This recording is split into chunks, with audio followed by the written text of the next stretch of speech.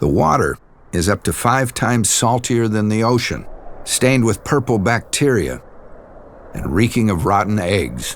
What could possibly live here? Brine flies. 100 billion brine flies. May through September, black clouds swarm the banks, some 370 million for every mile of shoreline. One creature thinks this is heaven on earth. Nearly 200,000 gulls flock in from as far away as California for the all-you-can-eat buffet.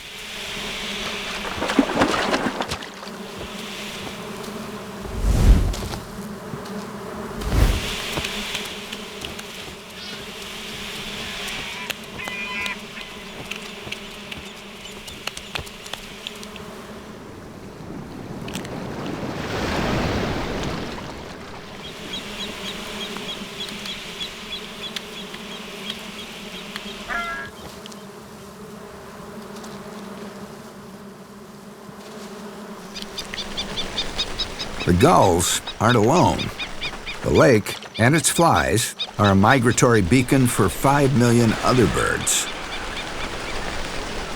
When the swarm ends, that's it for the season. The fair weather visitors clear off.